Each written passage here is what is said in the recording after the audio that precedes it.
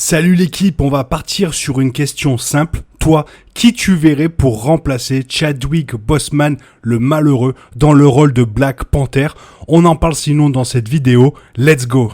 Petit message avant de réellement commencer cette vidéo. Seul, on va plus vite, mais ensemble, on va beaucoup plus loin. Et on est 495 sur la chaîne. Merci à tous ceux qui se sont abonnés. Quant aux autres qui hésitent encore, abonnez-vous, c'est gratuit. Merci d'avance. Merci! La question de savoir qui pourrait remplacer T'Challa a fait l'objet de vifs débats depuis le décès tragique de Chadwick Boseman en 2020.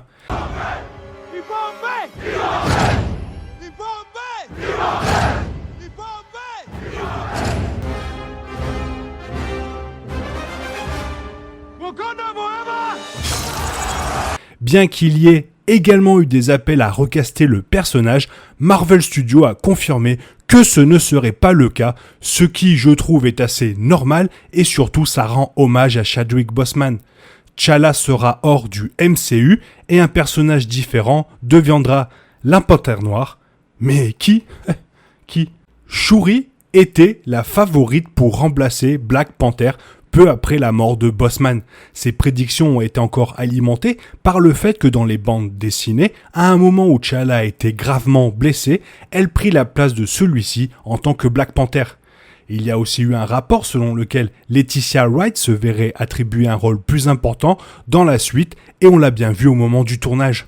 La popularité générale du personnage a également probablement joué un rôle car elle a conquis de nombreux téléspectateurs dans Black Panther en 2018 lorsqu'elle a été présentée comme la jeune génie responsable de la technologie du Wakanda. Le film a également présenté au public Okoye, qui dirige la garde royale du roi, connue sous le nom de Dora Milaje.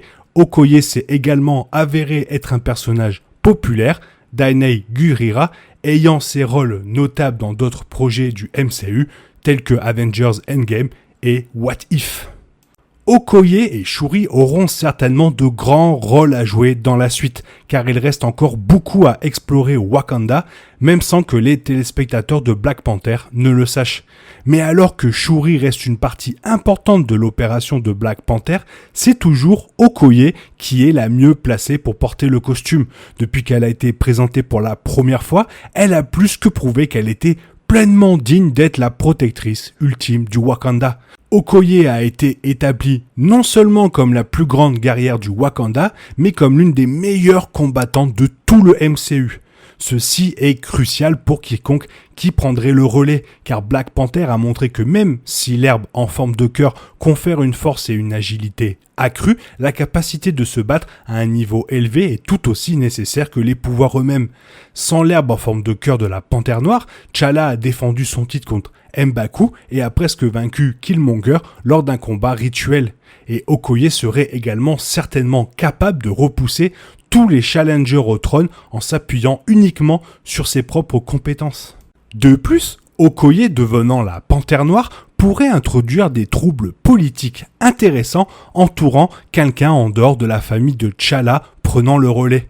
Bien que le MCU n'ait pas spécifiquement établi que la Panthère Noire doit être transmise par le sang, elle pourrait toujours être considérée par beaucoup au Wakanda comme une tradition non écrite, mais qui doit être respectée. Cela pourrait également ajouter à tout conflit interne qu'Okoye pourrait ressentir en assumant le rôle. Bien qu'elle mérite clairement sur la base de ses capacités, elle pourrait également se sentir en conflit à l'idée d'être celle qui a brisé cette longue tradition remontant au premier Black Panther du MCU. Wakanda Forever pourrait ainsi lui offrir un arc émotionnel intéressant alors qu'elle apprend à surmonter ce doute et à assumer son rôle de plus grande protectrice de la nation. Shuri, d'autre part, n'aurait finalement pas les qualifications requises pour devenir Black Panther, en dehors du simple fait de faire partie de la famille royale. 1. Elle n'a pas les compétences de combat nécessaires pour assumer le rôle, car elle s'appuie exclusivement sur sa technologie chaque fois qu'elle doit engager une bataille. 2. La pauvre Letitia Wright, elle n'a pas trop le physique d'une combattante. 3. Bien sûr, il est toujours possible qu'elle puisse apprendre à devenir une grande combattante. Mais étant donné qu'elle a été slappée à la fin d'Avengers Infinity War, difficile de voir quand cela pourrait arriver.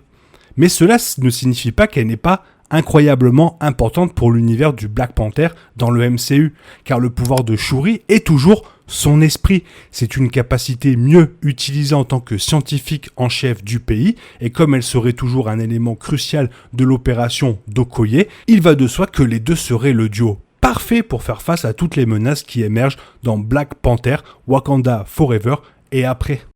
Ah, je sens quand même que ce film Black Panther Wakanda Forever, ça va être un peu compliqué quand même à suivre. En plus, s'ils font apparaître Namor, etc., ça va être un truc assez politique, je pense, assez familial, etc.